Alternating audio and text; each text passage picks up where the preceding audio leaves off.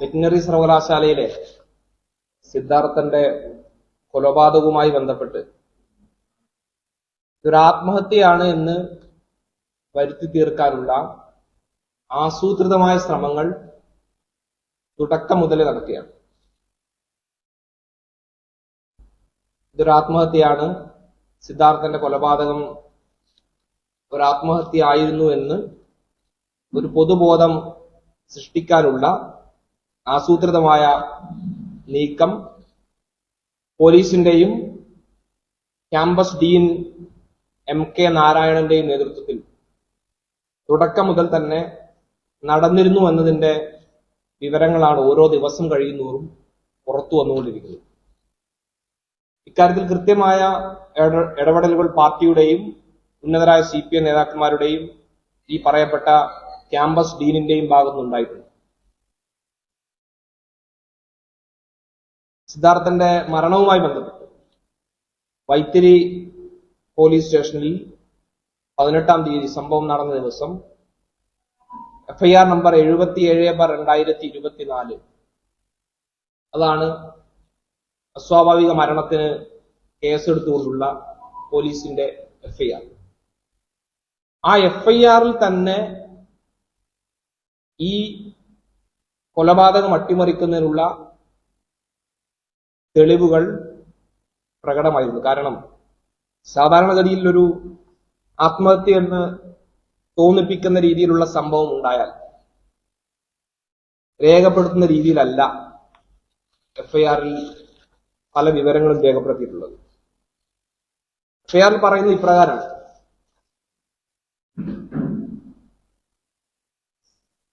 12:30 മണിക്കും 1:45 മണിക്കും ഇടയിൽ ഏതോ സമയം ടിയാൻ താമസിച്ചു പഠിക്കുന്ന വെറ്റിനറി കോളേജ് ഹോസ്റ്റലിലെ ബാത്റൂമിലെ വെന്റിലേറ്ററിന്റെ കമ്പിയിൽ ഏതോ മാനസിക വിഷമത്താൽ സ്വയം കെട്ടിത്തൂങ്ങിയതിൽ വെച്ച് മരണപ്പെട്ടു. എങ്ങനെയാണ് അങ്ങനെ ഒരു രീതിയിലേക്ക് FIR പോകുന്നത്?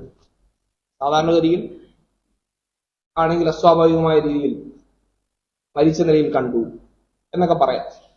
എന്നാൽ ഇത്ര കൃത്യമായി ഏതോ മാനസിക വിഷമത്താൽ സ്വയം കെട്ടിത്തൂങ്ങിയ നിലയിൽ വെച്ച് മരണപ്പെട്ടു എന്നൊക്കെ പറയാൻ അതിലൊരു സംശയം ആരായാലും അത് വായിക്കുന്ന ഒരാൾക്ക് ഉണ്ടാകും. അതുപോലെ തന്നെ ഈ FIR-നകത്ത് വളരെ കൃത്യമായി ഇതിന്റെ സംഭവ സമയം, അതിന്റെ മറ്റു വിശദാംശങ്ങളെല്ലാം രേഖപ്പെടുത്തിയിട്ടുണ്ട്. FIR-ൽ പറയുന്നതനുസരിച്ച് കുറ്റകൃത്യം, അതായത് സംഭവം നടന്ന സമയം എന്ന് പറയുന്നത് 12:30 മണിക്കും 1:45 ഇടയിലാണ്. ഇനി 1:45 ഈ സംഭവം നടന്ന ഡീനൊക്കെ പറയുന്നത് പോലെ 1:45 ഡീനും ഈ പറഞ്ഞ മറ്റ് വിദ്യാർത്ഥികളൊക്കെ ചേർന്ന് സിദ്ധാർത്ഥനെ തൂങ്ങിയ നിലയിൽ നിന്ന് അഴിച്ചു മാറ്റി ആശുപത്രിയിലേക്ക് കൊണ്ടുപോയി എന്ന് പറഞ്ഞാൽ തന്നെ മണിക്കൂറുകൾ പിന്നിട്ട ശേഷമാണ് പോലീസ് സ്റ്റേഷനിൽ വിവരം ലഭിച്ചത് എന്നാണ് ഈ FIR വ്യക്തമാക്കുന്നത്. അതായത് 77/2024 വൈത്തിരി പോലീസ് സ്റ്റേഷനിലെ FIR നമ്പറിൽ പോലീസ് സ്റ്റേഷനിൽ വിവരം ലഭിച്ച സമയം എന്ന് പറയുന്നത് വൈകിട്ട് 4:29. ഇത് സ്വാഭാവികമായും സംശയം ജനിപ്പിക്കുന്നതാണ്. ഇതിന്റെ എല്ലാം ഇടയിൽ ഇനി ഏതെങ്കിലും രീതിയിൽ ഈ സംഭവം നടന്ന് ആശുപത്രിയിലേക്ക് കൊണ്ടുപോകുന്നുള്ള താമസം, അങ്ങനെ പല കാര്യങ്ങളൊക്കെ കണക്കിലെടുത്താൽ തന്നെ ഈ പൂക്കോട് വെറ്റിനറി സർവകലാശാല ക്യാമ്പസും സിദ്ധാർത്ഥന്റെ മൃതദേഹം ആദ്യമായി കൊണ്ടുപോയ വൈത്തിരി ഹോസ്പിറ്റലുകളും തമ്മിൽ കേവലം 4-5 മിനിറ്റുകളുടെ വ്യത്യാസം മാത്രമേ ഉള്ളൂ. അങ്ങനെയാണെങ്കിൽ തന്നെ ഈ സമയത്തിന്റെ കാര്യത്തിൽ ഒരു ദുരൂഹതയുണ്ട്. അതിൽ ഏറ്റവും പ്രധാനപ്പെട്ട മറ്റൊരു വശം എന്ന് പറയുന്നത് സിദ്ധാർത്ഥന്റെ മരണവിവരം ബന്ധുക്കൾ അറിഞ്ഞു എന്ന് ഡീൻ മനസ്സിലാക്കുന്നത് വൈത്തിരി പോലീസ് സ്റ്റേഷനിൽ വെച്ചിട്ടാണ്. ആ പോലീസ് സ്റ്റേഷനിലെ സിദ്ധാർത്ഥന്റെ നാട്ടിൽ നിന്ന് വിവരമറിയിച്ചതനുസരിച്ച് അവിടെ എത്തിയ ആംബുലൻസ് ഡ്രൈവറിൽ നിന്നാണ് സിദ്ധാർത്ഥന്റെ വീട്ടിൽ ഈ മരണവിവരം അറിഞ്ഞിട്ടുണ്ട് എന്ന് ഡീൻ മനസ്സിലാക്കുന്നത്. അങ്ങനെ വരുമ്പോ ആ സംഭവം നടക്കുന്നത് എന്ന് പറയുന്നത് ഏകദേശം 3:30 മണിക്കാണ്. കഴിഞ്ഞ ദിവസം അത് സംബന്ധിച്ച് ആംബുലൻസ് ഡ്രൈവറായ ആളുടെ പ്രതികരണം മാധ്യമങ്ങൾക്ക് ഉൾപ്പെടെ ലഭിച്ചിരുന്നു. ഉദ്ദേശം 3:30 മണിയോടുകൂടി, ഞാൻ ഈ പറഞ്ഞ സംഭവം നടക്കുന്ന 1:45 വൈകിട്ട് 4:29 പോലീസ് സ്റ്റേഷനിൽ വിവരം ലഭിച്ചു എന്ന് FIR പറയുന്ന സമയത്തിനിടയിൽ ഉദ്ദേശം 3:30 മണിക്ക് തന്നെ ഈ പറയപ്പെട്ട ഡീനും മറ്റു ചില വിദ്യാർത്ഥികളും വൈത്തിരി പോലീസ് സ്റ്റേഷനിലുള്ളതായിട്ട് ആംബുലൻസ് ഡ്രൈവറുകൾ സിദ്ധാർത്ഥന്റെ മൃതദേഹം ആശുപത്രിയിലേക്ക് മാറ്റിയ ആംബുലൻസ് ഡ്രൈവറുടെ മൊഴിയുണ്ട്. അദ്ദേഹം അത് തുറന്നു പറഞ്ഞിട്ടുണ്ട്. അങ്ങനെയാണെങ്കിൽ എന്തുകൊണ്ട് പോലീസ് ഈ 3:30 മണിക്കോ അതിനു മുമ്പോ ഈ പോലീസ് സ്റ്റേഷനിൽ വിവരം ലഭിച്ചതായി രേഖപ്പെടുത്തിയിട്ടില്ല? സ്വാഭാവികമായും ഇങ്ങനെയൊരു FIR പോയിട്ട്, ഇങ്ങനെയൊരു കേസ് പോയിട്ട് ഇതൊന്നുമില്ലാതെ കേവലം ഒരു വിദ്യാർത്ഥിയുടെ ആത്മഹത്യ എന്ന നിലയിലേക്ക് ഇതൊതുക്കി തീർക്കാനുള്ള ആസൂത്രിതമായ ശ്രമം ആദ്യം മുതൽക്ക്, ഈ സംഭവം നടന്ന ആ സമയം മുതൽക്കുണ്ടായി. അതിന് പോലീസ് ഉദ്യോഗസ്ഥരുടെ ഭാഗത്തുനിന്നും കൃത്യമായ ചില കൂട്ടുനിൽക്കലുകൾ ഉണ്ടായി. പാർട്ടിയുടെ ഉന്നത നേതാക്കൾ ഉൾപ്പെടെ ഇടപെടുന്ന സാഹചര്യം ഉണ്ടായി. മറ്റൊന്ന്, ഇതൊരു ആത്മഹത്യയാണ് എന്ന് വരുത്തി തീർക്കാനുള്ളൊരു ശ്രമത്തിന്റെ ഭാഗമായി തന്നെയായിരുന്നു 22-ാം തീയതി ഈ സംഭവത്തിൽ ഉൾപ്പെട്ട പ്രതികളായ SFI നേതാക്കൾ ഉൾപ്പെടെയുള്ള ആളുകളെ പുറത്താക്കിക്കൊണ്ട് സർവകലാശാല ഡീൻ, ക്യാമ്പസ് ഡീൻ ഒരു ഉത്തരവ് പുറപ്പെടുവിക്കുന്നു. ആ ഉത്തരവിലും വളരെ ആസൂത്രിതമായി തന്നെ, അതിന് ഡേറ്റ് നിങ്ങൾ നോക്കണം, 22-ാം തീയതിയാണ് ഈ ഉത്തരവ് പുറപ്പെടുവിക്കുന്നത്. അതിൽ വളരെ വ്യക്തമായി എന്തോ മുൻവിധിയോടുകൂടി തന്നെ, മുൻധാരണ അനുസരിച്ച് തന്നെ ഡീൻ രേഖപ്പെടുത്തുകയാണ്, Shri Siddharthan JS committed suicide in the men's hostel of CVS എന്ന് പറഞ്ഞാൽ അവിടെയും അടിവരയിട്ട് ഡീൻ രേഖപ്പെടുത്തുന്നു ഈ വിദ്യാർത്ഥി ആത്മഹത്യ ചെയ്തതായിരുന്നു. എപ്പോഴാണ്? 22-ാം തീയതിയാണ്. പോസ്റ്റ്മോർട്ടം റിപ്പോർട്ട് പോലും പുറത്തു വരുന്നത് 24-ാം തീയതിക്ക് ശേഷമാണ്. എങ്ങനെ ഇത്ര ആധികാരികമായി ഡീൻ അങ്ങനെ ഒരു വാചകം അതിൽ എഴുതി ചേർത്തു എന്നതും സംശയാസ്പദമാണ്. അതുപോലെ തന്നെയാണ് ഈ പറയുന്ന പോലീസ് രേഖകൾ അനുസരിച്ച് 4:29 സംഭവം പോലീസ് സ്റ്റേഷനിൽ റിപ്പോർട്ട് ചെയ്യുമെന്ന് പറയുന്നുണ്ടല്ലോ. ആ സമയത്തിനുള്ളിൽ സിദ്ധാർത്ഥന്റെ ബോഡി വൈത്തിരി താലൂക്ക് ആശുപത്രിയിൽ നിന്ന് ബത്തേരിയിലേക്ക് മാറ്റിയിരുന്നു.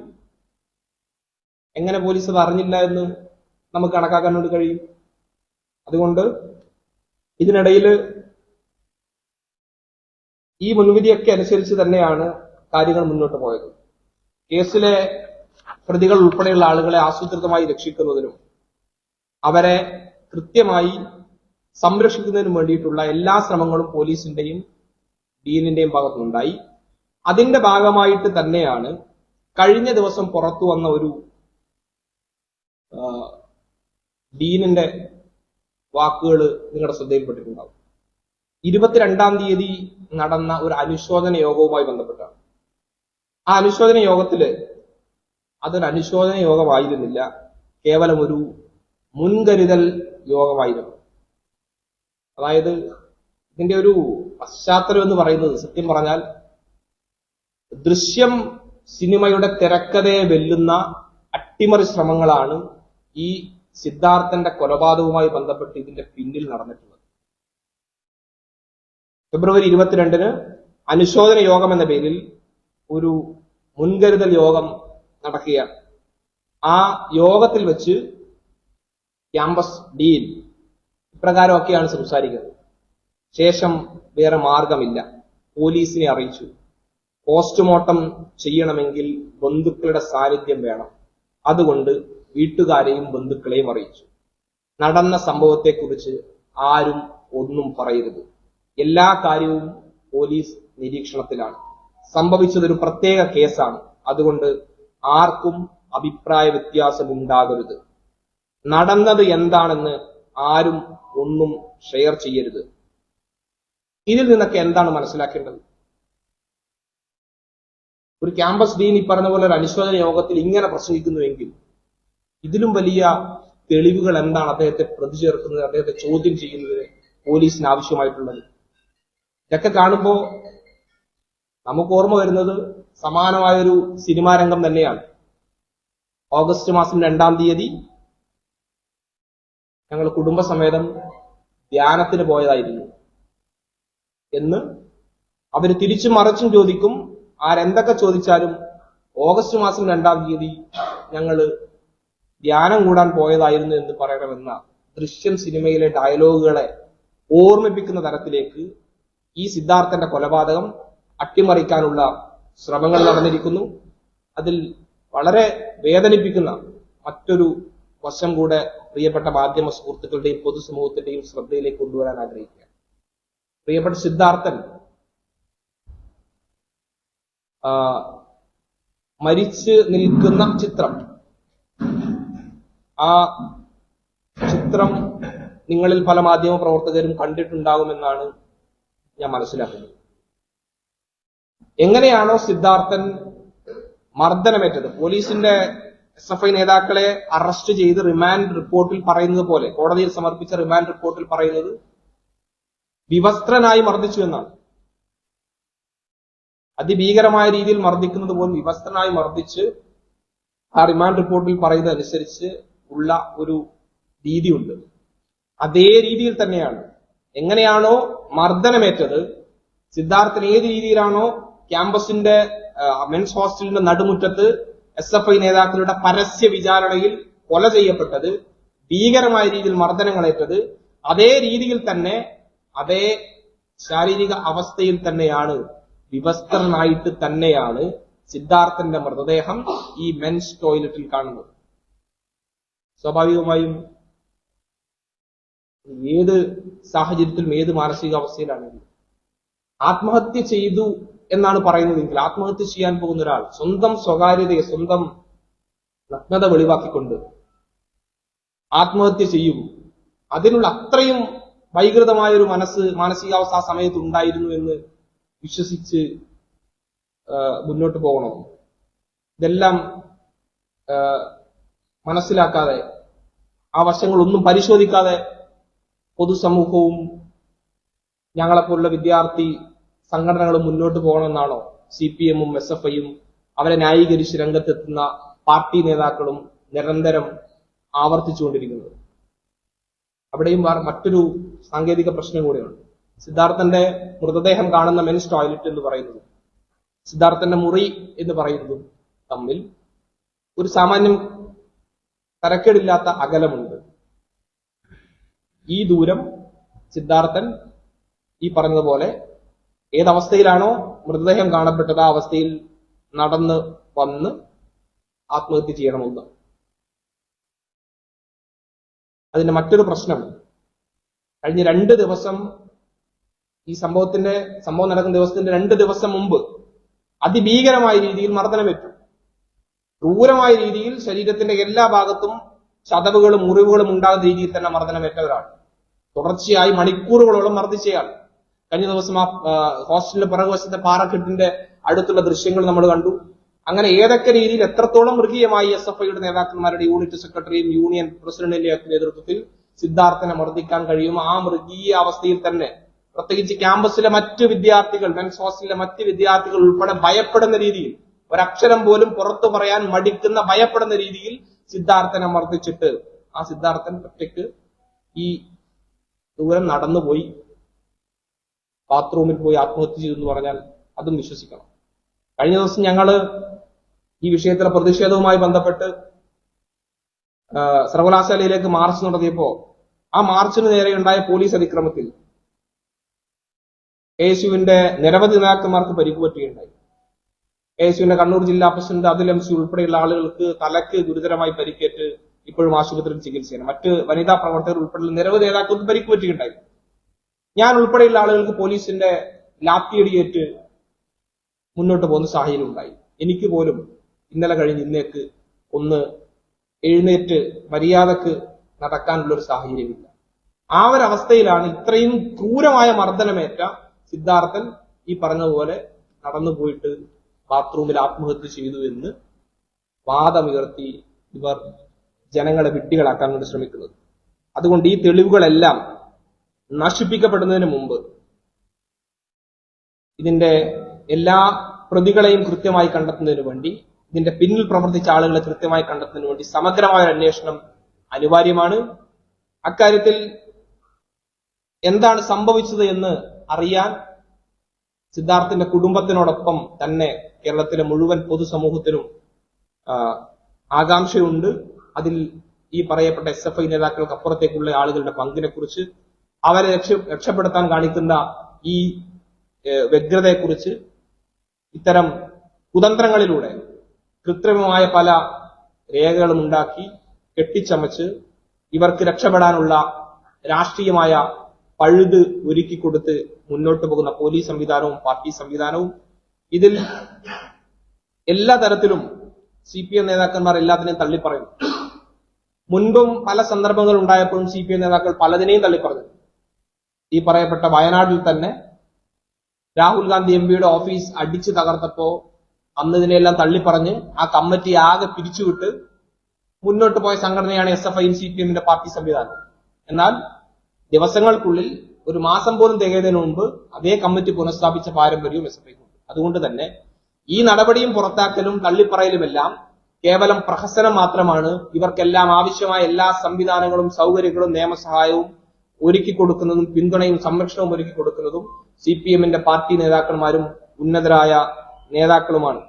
മുൻ MLA CK ശശീന്ദ്രൻ കഴിഞ്ഞ ദിവസം പറഞ്ഞത് DYSPയോട് കാര്യങ്ങൾ ചോദിച്ചറിയാൻ വേണ്ടിയിട്ടാണ് ഞാൻ ആ സമയത്ത് പ്രതികളെ ഹാജരാക്കുന്ന സമയത്ത് അവിടെ പോയതെന്നാണ്. മജിസ്ട്രേറ്റിന്റെ വീട്ടിലാണല്ലോ DYSPയോട് കാര്യങ്ങൾ ചോദിച്ച് മനസ്സിലാക്കുന്നത്. എത്രത്തോളം വിചിത്രമാണ് ഇവരുടെ ന്യായീകരണ വാദങ്ങൾ എന്നും ഇതിൽ നിന്നൊക്കെ വ്യക്തമാണ്. ഇതിനകത്ത് ഇന്നലെ വളരെ ആവേശത്തോടുകൂടി ഇതിനെയൊക്കെ തള്ളിപ്പറയുകയും പാർട്ടിക്കെതിരായുള്ള പ്രചരണങ്ങളെ ചെറുക്കുമെന്നൊക്കെ വലിയ പ്രശ്നങ്ങൾ നടത്തിയ CPMന്റെ ജില്ലാ സെക്രട്ടറി ഗഗാരൻ, അദ്ദേഹത്തിന്റെ സഹോദരന്റെ മകൻ, ഈ ക്യാമ്പസിലെ സ്റ്റോറിലെ ജീവനക്കാരൻ, DYFIയുടെ ജില്ലാ നേതാവ് കൂടിയായിട്ടുള്ള രമേശനാണ് ഈ SFI നേതാക്കൾക്ക് വേണ്ടി ഈ വഴിവിട്ട സഹായങ്ങളൊക്കെ ചെയ്യാൻ ചുക്കാൻ പിടിക്കുന്നത്. പാർട്ടിയുമായിട്ടുള്ള ബന്ധവും പാർട്ടിയിലെ വിവിധ നേതാക്കൾ ഇതിൽ ഇടപെടിക്കുന്ന ഉൾപ്പെടെയുള്ള എല്ലാ കാര്യങ്ങൾക്കും ചുക്കാൻ പിടിക്കുന്നതും ഈ ഗഗാറിന്റെ സഹോദരന്റെ പുത്രനായ DYFI നേതാവ് രമേശനാണ്. അങ്ങനെ ഈ സിദ്ധാർത്ഥന്റെ കൊലപാതകവുമായി ബന്ധപ്പെട്ട് വ്യത്യസ്ത തലങ്ങളിലുള്ള പ്രശ്നങ്ങൾ നിലനിൽക്കുന്നു. അതെല്ലാം കൃത്യമായി പുറത്തു വരുന്നതിന് വളരെ പ്രതീക്ഷയുള്ള, വിശ്വാസ്യതയുള്ള ഒരു അന്വേഷണവും അതുമായി ബന്ധപ്പെട്ട വിവരങ്ങളും പുറത്തു വരേണ്ടതുണ്ട്. അക്കാര്യത്തിൽ നേരത്തെ ബഹുമാനായ ശ്രീ പ്രതിപക്ഷ നേതാവ് ശ്രീ VD സതീശൻ ഉൾപ്പെടെയുള്ളവർ ആവശ്യപ്പെട്ടതുപോലെ ഒരു CBI അന്വേഷണം ഉൾപ്പെടെയുള്ള കാര്യങ്ങളിലേക്ക് തന്നെ നീങ്ങേണ്ടിയിരിക്കുന്നു. തെളിവുകൾ ദിവസം കഴിയുന്തോറും നശിപ്പിക്കപ്പെടുന്നു. ഇവിടെ ഡീൻ പറഞ്ഞതുപോലെ ഒന്നും ആരും ഷെയർ ചെയ്യരുത് എന്ന് പറഞ്ഞതിന്റെ അർത്ഥം ഈ സിദ്ധാർത്ഥനെ മർദ്ദിച്ച് കൊലപ്പെടുത്തുന്നതിനുള്ള പല ദൃശ്യങ്ങളും ആ ക്യാമ്പസിലെ ഹോസ്റ്റലിലെ വിദ്യാർത്ഥികളുടെ കയ്യിലുണ്ട്. അതെല്ലാം ഷെയർ ചെയ്യപ്പെടാതിരിക്കാൻ വാട്സപ്പ് ഗ്രൂപ്പുകളെല്ലാം അഡ്മിൻ ഒള്ളിയാക്കി മുഴുവൻ ഫോണുകളിൽ നിന്നും അത്തരം ദൃശ്യങ്ങൾ ഡിലീറ്റ് ചെയ്തു. അതൊക്കെ വീണ്ടെടുക്കുന്നതിന് കൃത്യമായ അന്വേഷണങ്ങൾ വേണം. എല്ലാ തെളിവുകളും പുറത്തു വരണം. അതുപോലെ തന്നെ ഇത്രയൊക്കെ സംഭവിച്ചിട്ടും എന്തുകൊണ്ട് ആ ക്യാമ്പസിലെ ഒരു വിദ്യാർത്ഥി പോലും പുറത്ത് ഈ വിഷയങ്ങൾ ചൂണ്ടിക്കാണിക്കുന്നില്ല എന്നുള്ള ചോദ്യം നിരന്തരമായി നമ്മൾ എല്ലാവരും നേരിട്ടുകൊണ്ടിരിക്കുന്നു. പ്രത്യേകിച്ച് മാധ്യമ പ്രവർത്തകരെ ഉൾപ്പെടെ പ്രതിസ്ഥാനത്ത് നിർത്തിക്കൊണ്ട് കഴിഞ്ഞ ദിവസം ചില SFI നേതാക്കൾ ആരോപിച്ചിട്ടുണ്ട്. നിങ്ങൾ മാധ്യമങ്ങൾ കടന്നു ചെല്ലുമ്പോൾ അവിടെയുള്ള വിദ്യാർത്ഥികൾ എന്താ പ്രതികരിക്കാത്തതെന്നൊക്കെ ചോദിച്ച് വലിയ ആക്രോശം കൊള്ളുന്നത് കണ്ടു. എന്നിട്ട് അതിന് തൊട്ടടുത്ത ദിവസം അവിടെ ചില SFI നേതാക്കളെ തന്നെ രംഗത്തിറക്കി. ഇങ്ങനെ ഒന്നുമല്ല ഇവിടെ സംഭവിച്ചത്, ഈ പറയുന്ന പോലൊന്നും സംഭവിച്ചിട്ടില്ല, 3 ദിവസം ഒന്നും മർദ്ദിച്ചിട്ടില്ല, ആകെ 1 ദിവസം മാത്രമേ മർദ്ദിച്ചിട്ടുള്ളൂ, ഭക്ഷണം കൊടുക്കാതിരുന്നിട്ടില്ല, ഭക്ഷണം കൊടുത്തിട്ട് അവൻ കഴിക്കാതിരുന്നതാണ് എന്നൊക്കെ പറഞ്ഞ് ആകെപ്പാടെ ഇതെല്ലാം കുളമാക്കുന്ന രീതിയിലേക്ക്, ഇതിന്റെയൊക്കെ സത്യാവസ്ഥ അറിയാതെയെങ്കിലും തുറന്നു പറയുന്ന രീതിയിലേക്ക് SFIയുടെ നാടകം പൊളിയുന്നൊരു സാഹചര്യം ഉണ്ടായി. വലിയ നിഷ്പക്ഷ വിദ്യാർത്ഥികളൊന്നും ആ ക്യാമ്പസിലെ ഈ പറയുന്ന സിദ്ധാർത്ഥന്റെയൊക്കെ ആത്മസുഹൃത്തുക്കളാണ്, സഹപാഠികളാണ്, ഞങ്ങൾ ഏട്ടനനിയന്മാരെ പോലെയാണെന്നൊക്കെ പറഞ്ഞ് രംഗത്ത് വന്നവരൊക്കെ SFIയുടെ യൂണിറ്റ് കമ്മിറ്റിയുടെ ഭാരവാഹികളാണെന്നൊക്കെ നമ്മൾ കണ്ടു. ഇതെല്ലാം നടക്കുന്നത് വലിയ അട്ടിമറിയുടെ ഭാഗമാണ്. അതുകൊണ്ട് ഇക്കാര്യത്തിലൊക്കെ സമഗ്രമായ ഒരു അന്വേഷണം വേണം. അധ്യാപകരുടെ ഭാഗത്തു നിന്നുള്ള ചില ഭീഷണികളും ഇതിന്റെയൊക്കെ ഈ വിദ്യാർത്ഥികൾ പലരും പ്രതികരിക്കാൻ തയ്യാറാവാത്തതിന്റെ ചില കാര്യങ്ങളും, ഈ ക്യാമ്പസിനെ സംബന്ധിച്ച് വെറ്റിനറി സർവകലാശാലയിലെ പരീക്ഷകൾ നടത്തുന്നതിന്റെ വാല്യുവേഷൻ ഉൾപ്പെടെയുള്ള കാര്യങ്ങൾ പൂർത്തീകരിക്കുന്നതെല്ലാം ആ ക്യാമ്പസിലെ ഈ പറയപ്പെട്ട നേരത്തെ പറഞ്ഞ MK നാരായണും കാന്തദാസനൊക്കെയുള്ള പോലുള്ള ആളുകൾ അധ്യാപകർ തന്നെയാണ്. എന്തെങ്കിലും രീതിയിൽ ഒരു അക്ഷരം പുറത്തു വിടുകയോ പുറത്തു പറയുകയോ ചെയ്താൽ ആ വിദ്യാർത്ഥികളിൽ പലരുടെയും ഭാവി കൂടെ അവതാളത്തിലാകുന്ന സാഹചര്യം ഉണ്ടാവും. അവരുടെ വിദ്യാഭ്യാസം തന്നെ ഒരു പക്ഷെ പൂർത്തീകരിക്കാൻ കഴിയാത്ത സാഹചര്യങ്ങൾ ഉണ്ടാവും. അത്തരം ഭീഷണികളും ഒക്കെ ഇതിന്റെ പിറകിലുണ്ട്. അതുകൊണ്ട് ഇതൊക്കെ സംബന്ധിച്ച് സമഗ്രമായ അന്വേഷണം വേണം. പോലീസ് ഈ പ്രതിഷേധങ്ങളെയും സമരങ്ങളെയും എല്ലാം, ഇതിനെതിരെയുള്ള വികാരത്തെയും എല്ലാം അതിഭീകരമായ രീതിയിൽ അടിച്ചമർത്താനുള്ള ശ്രമങ്ങൾ ഒരു വശത്ത് നടക്കുന്നു. കഴിഞ്ഞ ദിവസം നേരത്തെ സൂചിപ്പിച്ചതുപോലെ KSUവിന്റെ സംസ്ഥാന കമ്മിറ്റിയുടെ മാർച്ചിന് നേരെ ഉണ്ടായ പോലീസ് അതിക്രമം, നിരവധി തവണ ടിയർ ഗ്യാസും ഗ്രനേഡ് ഷെല്ലുകളും പ്രയോഗിക്കുന്നു. ഒരു വശത്ത് ഭീകരമായ രീതിയിൽ മർദ്ദിക്കുന്നു. മറ്റൊരു വശത്ത് ഇന്നിപ്പോ കഴിഞ്ഞ ദിവസങ്ങളിലും ഇന്നുമൊക്കെ നമ്മൾ പുറത്ത് ചർച്ച ചെയ്തുകൊണ്ടിരിക്കുന്ന ആസൂത്രിതമായ ശ്രദ്ധ തിരിക്കൽ നയം CPM സ്വീകരിച്ചു എന്നുള്ള ഒരു കാര്യം നമുക്ക് മനസ്സിലാകുകയാണ്. ഈ വിഷയം പൊതുസമൂഹത്തിൽ വലിയ ചർച്ചയാകുന്നു. സാധാരണക്കാരായ ആളുകൾക്കിടയിൽ, രക്ഷിതാക്കൾക്കിടയിൽ ഒരുപാട് പ്രയാസപ്പെട്ട് തങ്ങളുടെ മക്കളുടെ വിദ്യാഭ്യാസത്തിന് വേണ്ടി പ്രയാസപ്പെട്ട് മുന്നോട്ട് പോകുന്ന രക്ഷിതാക്കൾക്കിടയിൽ ഇതൊരു നോവായി സിദ്ധാർത്ഥന്റെ കൊലപാതകം മനസ്സിലുണ്ട് എന്ന് മനസ്സിലാക്കിയ CPM അടവ് നയം മാറ്റിയിരിക്കുന്നു. വളരെ ആസൂത്രിതമായി കോൺഗ്രസിന്റെ സമുന്നതരായ നേതാക്കന്മാരെ, ശ്രീ മാത്യു കോഴനാടൻ MLAയും DCC പ്രസിഡന്റ് മുഹമ്മദ് ഷിയാസ് ഉൾപ്പെടെയുള്ള നേതാക്കന്മാരെ എല്ലാം അർദ്ധരാത്രിയിൽ അറസ്റ്റ് ചെയ്ത് നാടകീയമായ നീക്കങ്ങൾ നടത്തി ഇതിന്റെ എല്ലാം മാധ്യമ ശ്രദ്ധ ഉൾപ്പെടെ വഴിതിരിച്ചു വിടുന്നതിന് വേണ്ടിയിട്ടുള്ള കൃത്യമായ പാർട്ടി നിർദ്ദേശത്തിന്റെയും മുഖ്യമന്ത്രി ഉൾപ്പെടെയുള്ള ആളുകളുടെ ഡയറക്ഷന്റെയും അടിസ്ഥാനത്തിലുള്ള നീക്കങ്ങൾ ഇപ്പോൾ നടന്നുകൊണ്ടിരിക്കുന്നു.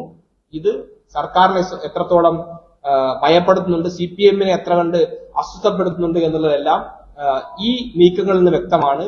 എന്തൊക്കെ അഭ്യാസങ്ങൾ ഇവർ രംഗത്തിറക്കിയാലും അതിശക്തമായ സമരങ്ങൾക്കും പ്രക്ഷോഭങ്ങൾക്കും വരും ദിവസങ്ങളിൽ നേതൃത്വം നൽകും. KSU സംസ്ഥാന അധ്യക്ഷൻ ശ്രീ അലോഷ്യസ് സേവ്യറും യൂത്ത് കോൺഗ്രസിന്റെ പ്രിയങ്കരനായ പ്രസിഡന്റ് ശ്രീ രാഹുൽ മാങ്കൂട്ടത്തിലും മഹിളാ കോൺഗ്രസിന്റെ സംസ്ഥാന അധ്യക്ഷ ശ്രീമതി ജബി മേത്ര MPയും തിരുവനന്തപുരത്ത് അനിശ്ചിതകാല നിരാഹാര സമരം ഒരു വശത്ത് ആരംഭിച്ചിരിക്കുകയാണ്. സംസ്ഥാനത്തുടനീളം KSU പ്രതിഷേധം വ്യാപിപ്പിക്കുന്നതിന്റെ ഭാഗമായിട്ട് ഇന്നിപ്പോ സെക്രട്ടറിയിലേക്ക് ഉൾപ്പെടെ KSUവിന്റെ മാർച്ച് ഉൾപ്പെടെ നടക്കുന്നു. അങ്ങനെ വിവിധ തലങ്ങളിലേക്ക് പ്രതിഷേധങ്ങൾ വ്യാപിപ്പിക്കുകയാണ്. അതോടൊപ്പം ഈ രാഷ്ട്രീയ കൊള്ളരുതായ്മയെ തുറന്നു കാണിക്കുന്ന, സിദ്ധാർത്ഥന്റെ കൊലപാതകത്തിന്റെ ക്രൂരതയെ തുറന്നു കാണിക്കുന്ന പ്രചരണങ്ങളുമായി നിയമ പോരാട്ടങ്ങൾ ഉൾപ്പെടെയുള്ളതുമായി വരും ദിവസങ്ങളിൽ മുന്നോട്ട്.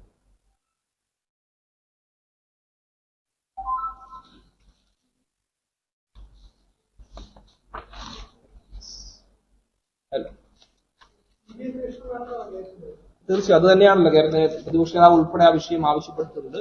ആ കാര്യത്തിൽ കുടുംബം ഉൾപ്പെടെ സ്വീകരിക്കുന്ന നടപടികൾക്ക് ആവശ്യമായ പിന്തുണയും നിയമസഹായവും ഉൾപ്പെടെ നൽകാൻ തന്നെയാണ് പാർട്ടി തലത്തിലും ആലോചിച്ച് തീരുമാനിച്ചിട്ടുള്ളത്.